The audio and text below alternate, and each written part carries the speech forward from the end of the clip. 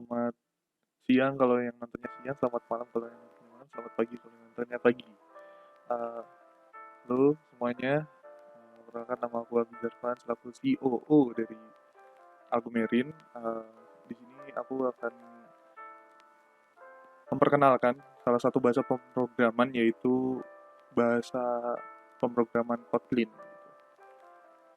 Langsung aja kita kupas satu persatu yuk.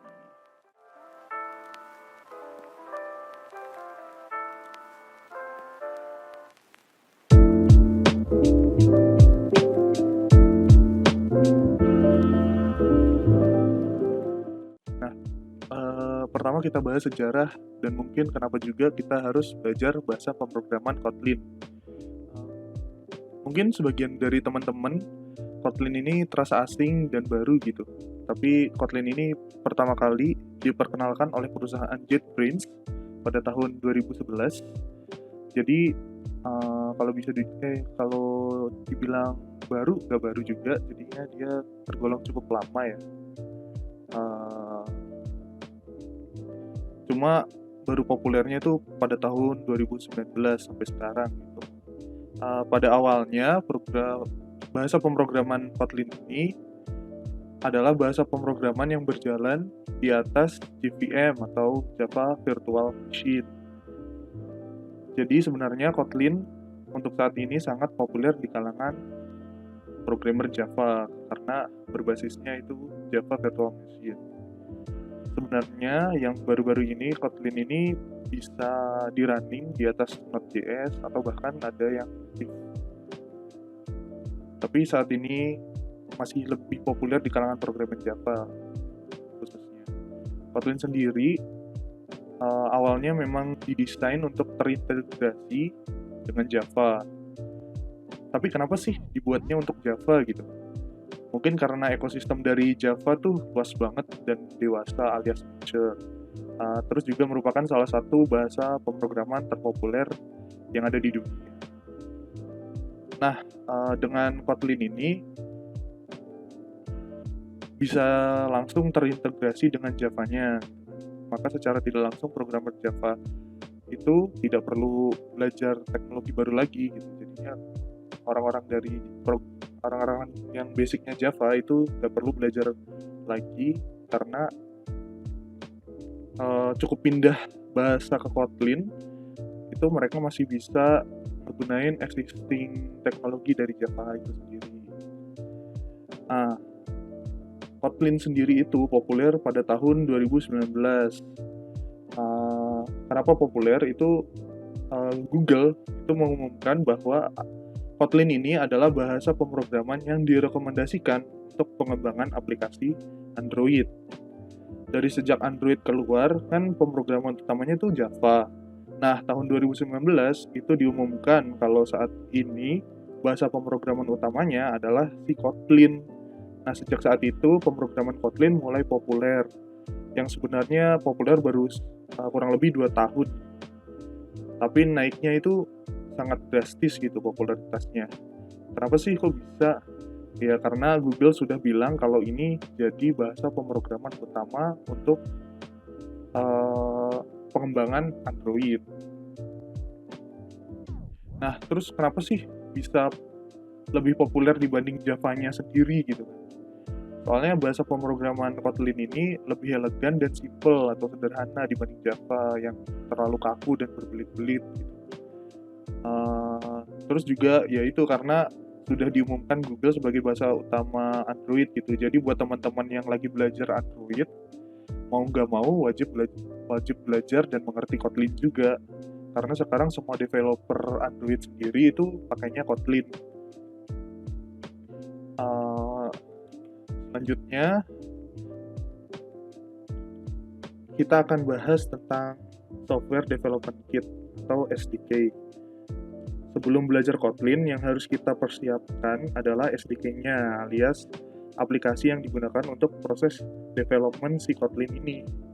Sebenarnya SDK-nya sendiri itu simple banget. Kita cuma harus install JDK atau Java Development Kit, tapi harus yang versi 8 ke atas. karena versi sebelumnya itu belum kompatibel lah ya. Dan saat video ini dibuat, versi yang paling baru adalah versi 16. Jadinya ya download yang paling baru aja lah kalau kalian mau belajar. Terus gimana sih? Nah ini bentar dulu, ini ada link yang nomor 4, kalian bisa lihat linknya, itu juga link untuk download JDK-nya. Dan itu banyak, mulai dari versi lawas sampai versi baru. Nah terus selanjutnya kita mungkin ada pertanyaan, terus gimana sih proses development program Kotlin itu gitu kan. Mungkin kalau dari teman-teman yang basicnya Java pasti udah pada tahu sih. Buat teman-teman yang belum ngerti Java, nah ini adalah proses development Kotlin. Pertama, kita akan bikin kode Kotlin yang file extension-nya itu .at atau file.at itu. Nah, nanti semua program yang kita buat akan di-compile dengan Java Development Kit atau JDK.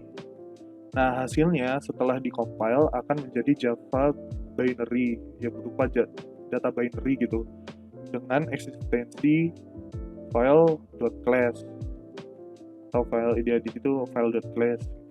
Nah, sampai di sini sebenarnya kita udah nggak tahu lagi nih asal program itu dari Kotlin atau Java, karena hasilnya sama, yaitu Java binary atau yaitu ada file extension-nya yaitu file.class. Jadinya sebelum Java binary itu bisa ada dua sumber gitu loh, ada yang kode Kotlin, ada yang kode Java. Tetap sama aja gitu, cuman ini bedanya bahasanya lebih simpel karena menggunakan Kotlin.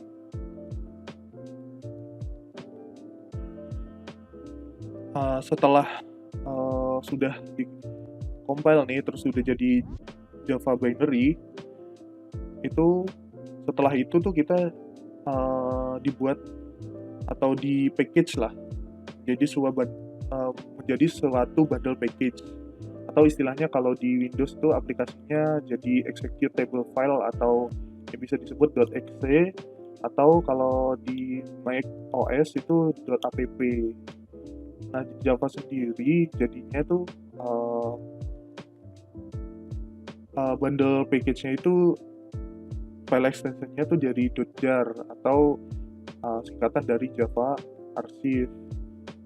Nah, file ini jadi single file kan, yang nantinya di-run menggunakan Java Runtime Environment atau JRI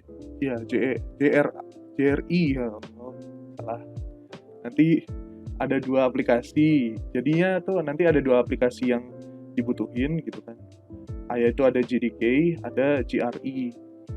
Tapi nggak perlu khawatir sih, kalau teman-teman install JDK udah pasti ada JRE-nya.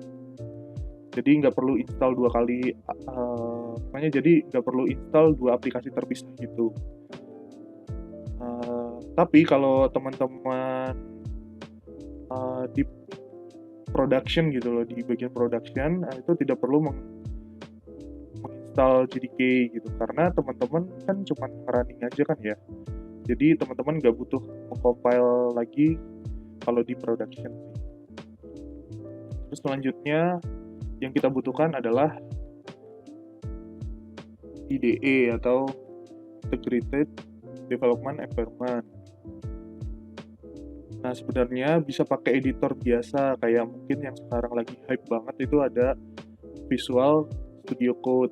Tapi sekarang kita coba pakai IDE biar lebih enak, kayak ada autocomplete-nya lengkap dan sebagainya, terus compile dan running-nya juga bisa langsung dari IDE-nya. Nah, IDE yang aku rekomendasikan sih buat teman-teman semua adalah JetBrains IntelliJ IDEA gitu kan, yang dibuat sama JetBrains sendiri gitu. Nah, JetBrains ini kan juga yang nyiptain si bahasa Kotlin itu sendiri, jadinya ya lebih sempurna lah, karena yang membuat bahasa pemrogramannya itu juga ngebuat IDE sendiri gitu. Nah, kalau teman-teman merangkap belajar Android development, teman-teman bisa pakai Android Studio buat belajar Kotlin-nya, karena Android Studio itu juga udah bisa terintegrasi sama Kotlin juga. Nah, itu ada link https www.jetbrains.com gitu kan. Itu buat link download untuk JetBrains IntelliJ IDE-nya. Ada dua versi, yaitu ada versi berbayar sama versi gratis atau community. Cuman kalau teman-teman masih belajar, community itu udah bisa sih, maksudnya bisa dibuat belajar lah buat teman-teman. Nah, mungkin itu aja pengenalan dari bahasa pemrograman Kotlin. Sampai jumpa untuk bahasan selanjutnya. Stay tuned with Algomerin. Oke, bye-bye.